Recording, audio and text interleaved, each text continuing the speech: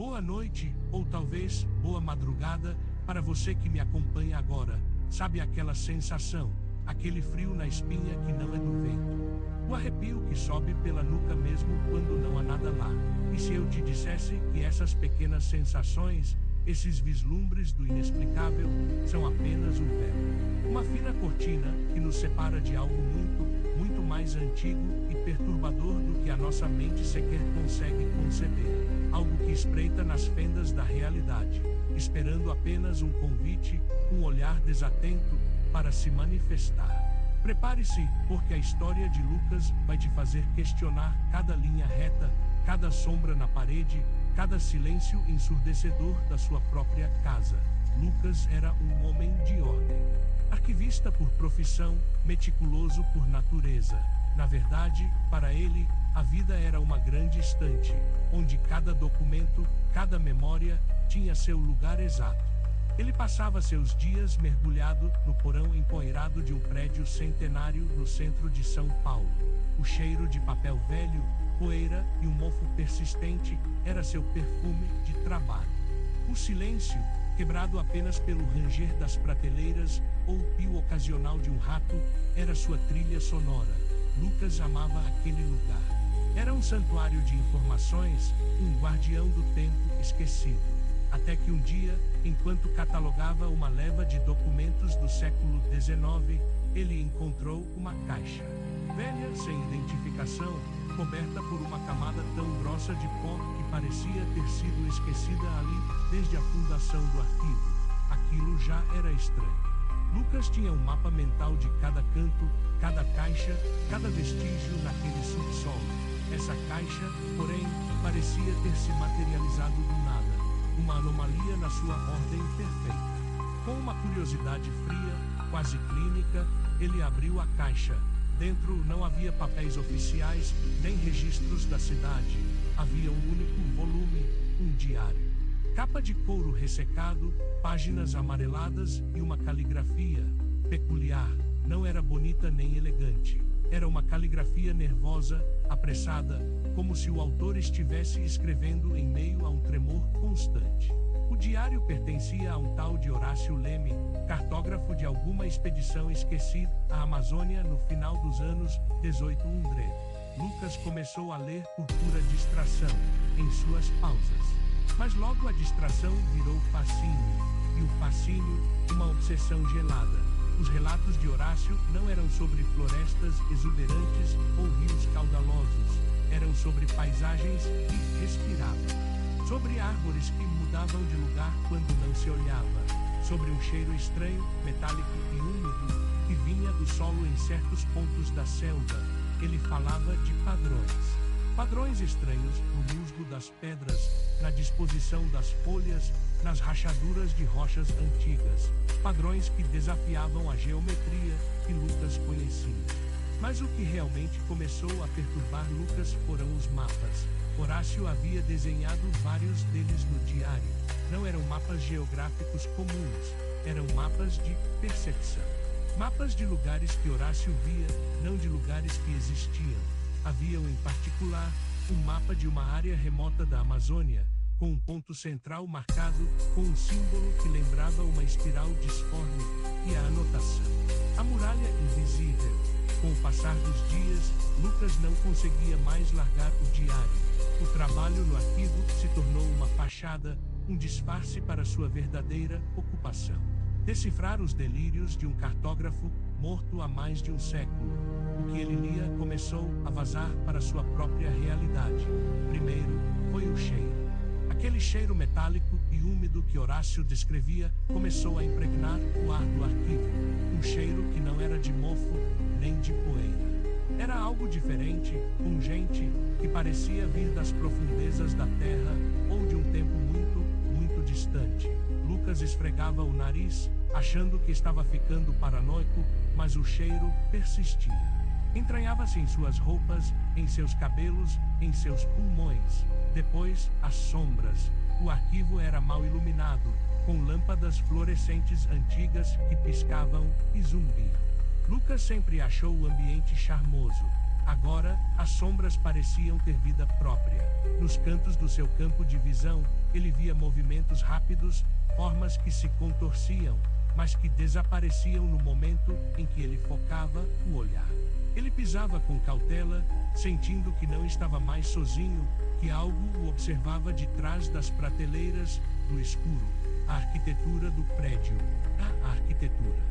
Lucas conhecia cada tijolo, cada viga, cada rachadura no cimento.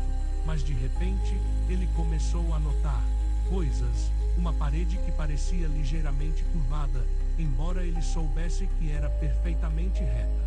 As escadas, que antes subiam em um ângulo perfeito, agora davam a impressão de que os degraus não eram uniformes, que a cada passo, o ângulo de subida mudava, mínima, quase imperceptivelmente. Ele parou, piscou os olhos, olhou de novo. Tudo estava normal, mas a sensação de que algo estava errado persistia. Era como se a realidade, a solidez do mundo, estivesse se tornando maleável. Ele começou a desenhar, sem perceber. Enquanto lia as descrições de Horácio, ele rabiscava em blocos de nota as espirais disformes, os padrões geométricos impossíveis, os símbolos estranhos. Ele os via por toda parte, nas rachaduras do asfalto lá fora, no mosaico de azulejos, no banheiro do arquivo, nas nuvens que se formavam no céu. Não eram coincidências, não podia ser. Eles estavam ali, sempre estiveram, mas ele nunca os tinha visto de verdade. A obsessão de Lucas cresceu. Ele deixou de ir para casa, dormia em uma poltrona velha no arquivo, o diário de Horácio sempre em suas mãos. Sua pele ficou pálida, seus olhos injetados de sangue. Ele emagreceu. Seus poucos amigos tentaram alcançá-lo, mas as ligações eram respondidas com monossílabos ou divagações sobre linhas que não são linhas, e o som do silêncio que respira. Eles se afastaram, assustados. Em uma noite particularmente escura e chuvosa, com o arquivo mergulhado em um silêncio úmido e pesado, Lucas chegou às últimas páginas do diário. A caligrafia de Horácio estava ainda mais frenética. As frases se quebravam, a tinta borrada, como se o homem estivesse chorando ou tremendo incontrolavelmente enquanto escrevia. As últimas entradas eram aterrorizantes. Horácio descrevia a chegada à muralha invisível. Não era uma construção, não era uma montanha, era uma sensação. Uma barreira de energia, ou talvez de uma dimensão diferente. Ele falava de um véu que se rasgava, revelando cores que não existiam no espectro humano. Sons que não eram feitos por gargantas ou instrumentos, mas que pareciam vir de um espaço vazio, vibrando diretamente no cérebro. Ele descreveu uma estrutura vasta, sem forma definida, que se movia com uma lentidão geológica, emitindo uma luz esverdeada e pulsante, cheia de apêndices que se estendiam para o nada. A mente de Horácio, assim como a caligrafia, começou a se desintegrar. A última frase, quase ilegível, dizia: "Eu vejo, ou eu vejo a verdade. E ela me quebra em pedaços." Depois disso, o diário terminava abruptamente. Horácio Leme nunca foi encontrado. Lucas sentiu um calafrio que não vinha do frio do porão. Era a sensação de uma porta se abrindo dentro de sua própria cabeça. As peças se encaixavam. As sombras, o cheiro, as curvas nas paredes, os padrões impossíveis. Tudo fazia sentido. O mundo não era como ele pensava. Nunca foi. Nossa realidade era apenas uma projeção, uma ilusão, uma superfície fina, e por trás dela, algo vasto e indescritível sempre esteve ali, existindo em uma dimensão que desafiava a própria matéria. Ele se levantou, cambaleante. Seus olhos varreram o arquivo, as prateleiras, os corredores, as caixas. De repente, tudo parecia falso. A geometria do lugar se desfez diante de seus olhos. As linhas retas se curvaram, as paredes se inclinaram em ângulos impossíveis, o teto pareceu descer e subir ao mesmo tempo. As rachaduras nas paredes se expandiram em padrões que se retorciam, criando formas que não deveriam existir. E através delas, por entre as fendas do tecido da realidade, ele viu. Não era um monstro com dentes e garras, não era um demônio, era algo muito pior, porque não tinha forma. Era uma massa amorfa de cores que gritavam em um silêncio ensurdecedor. pulsando com uma energia que parecia esmagar sua alma. Era o vazio que se olhava de volta. Era a indiferença cósmica personificada, uma entidade vasta e antiga que existia muito antes do tempo e do espaço como os conhecemos, e estava ali, sempre esteve. Nascida do nada, controlando tudo, através das fendas imperceptíveis da nossa percepção, Lucas caiu de joelhos. O grito que tentou sair de sua garganta ficou preso, uma rocha na traqueia. Ele queria fechar os olhos, mas não conseguia. Não havia para onde fugir.